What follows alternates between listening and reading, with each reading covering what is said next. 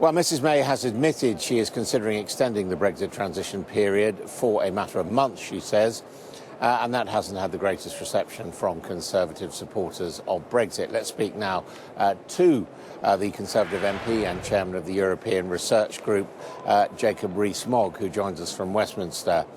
Mr Rees Mogg, thank you for being with us. What do you think of the possibility of extending this transition period by less than a year? I think it's a poorly thought through idea that it takes us into the next multi-annual financial framework, and that raises the issue of there being very substantial costs, because the next framework will be determined without our veto, and therefore it's unlikely that we would maintain our rebate. So it could be a very expensive thing to do. It's unknown as to whether this had approval from the Cabinet when it met earlier in the week to make this proposition. But it also doesn't solve the issue of the backstop, because the backstop would remain, as far as one can tell, at the end of this additional transition. So it seems to me to be a rather poor attempt at kicking the can down the road. I mean, the argument, and we're not sure whether it was Mrs May who proposed it or the European Union 27 side, the argument is there's a lot of things to sort out, future trade relationship and also the Irish backstop, and this would put off the Irish backstop coming in and increase the chances of agreeing a trade deal, which would mean the backstop would become an irrelevance. Well, the issues have all been known for a considerable amount of time, and these are issues that could have been discussed earlier on in the negotiations. And so it's hard to see why an extra few months would make any great difference to that, and it would still leave potentially a backstop if they didn't manage to do it within this even longer period of time. But it means we're in the European Union for longer, when the EU can make rules for the United Kingdom over which we would have no say, and we would be paying for the privilege. Now, the government doesn't have endless money. It has to make choices. And the question the government has to answer is, if this cost billions of pounds, is it better to give the money to the European Union, or is it better to sort out the issues with the universal credit? I would prefer the money was spent ensuring the universal credit worked. Again, I suppose the counter-argument would be it wouldn't just be money going into the European Union, but we would continue to have the benefits of the single market, which British business certainly wants to keep going as long as possible.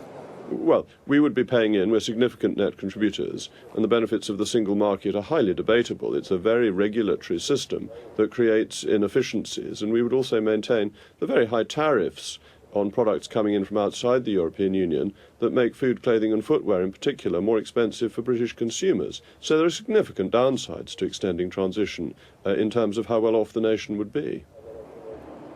So do you think there just needs to be a complete rethink in the British government approach to these negotiations? Well, we need to look at what the EU has offered us. Donald Tusk has offered and reiterated the offer of a Canada plus trade deal, the best trade deal the EU has ever done, which would be good for business and for which we wouldn't have to pay in billions of pounds. He's only offered it for Great Britain, not for the whole of the United Kingdom. We need to focus on the issues around the Irish border, how we can meet those in accordance with the needs of the European Union, to maintain the integrity of the single market, to recognise that's a serious worry for the European Union. And the ERG came up with proposals as to how that could be done based on existing EU precedent at its borders in other parts of the world. So that's the challenge for the government, rather than an endless transition and never coming to any clear decision. And I'm afraid this is an example of a failure to decide things. Are you attracted to Nick Bowles' idea, I've just been speaking to him, of having a sort of transition through the European economic area? Nick Bowles is a highly intelligent and thoughtful politician, and his ideas are always worth considering seriously. I think there are some issues with the EEA and EFTA proposal, particularly relating to continuing freedom of movement, and I'm not entirely sure why an EFTA proposition would be better than the 21-month transition currently proposed, but I agree with him that the end state is a super Canada situation. The problem with what you would like, which is so-called Canada Plus, is that the EU is quite clear that as far as trade between Britain and the EU are concerned, that it would be less flexible, that there would be costs both to business and to consumers. So while it might open us up to the rest of the world, the EU is the biggest trading bloc we have at the moment. What's the advantage to the British public in that idea? But it's very hard to see where the costs would be to consumers. We'd have lower prices for consumers because we wouldn't have to charge the very we'd high have tariffs EU... for a start, potentially, with European goods. Why would we? That would be a matter for us to decide. What sort of government would decide to put tariffs on food, clothing and footwear coming into this country from the European Union? You're suggesting things that are just politically unrealistic, that no sensible, even an idiotic government wouldn't make food, clothing and footwear more expensive coming from the European Union. There's no hit to consumers. I'm afraid what you're saying is characteristic. I mean, the point is Canada doesn't have a tariff-free relationship with the European Union.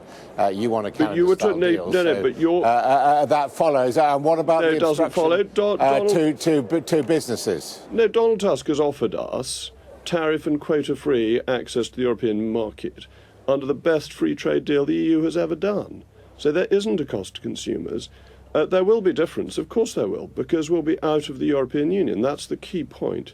You can't have everything the same as being in the European Union when you've left. That's fantasy land. That's the magical thinking that people like Michel Barnier have talked about. There will be differences, but the advantages are we have lower costs from the rest of the world, and we will not unilaterally increase cost on goods coming from the European Union, because that would be folly. But the differences are disadvantages for business, particularly with just-in-time manufacturing, for example. Well, that's simply wrong. That's not true. Hold on for a moment. I asked the head of HMRC yesterday, could just-in-time delivery take place from outside the European Union? He gave a single-word answer, yes. Just-in-time delivery is not something that only happens within the European Union.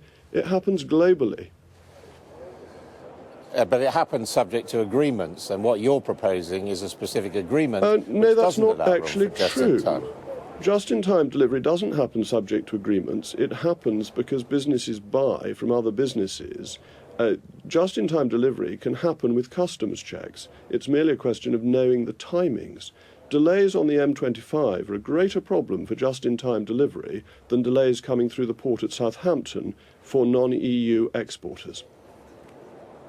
What about what Dominic Raab's been saying about the meaningful vote? Do you support him on that it should just be something which can't be amended and should just be accept the deal or hard Brexit? Well, I think that's absolutely right in terms of parliamentary procedures. I don't see that anything else has ever been the case. OK, Jacob Rees Mogg, thank you very much indeed for joining us. Pleasure. Thank you.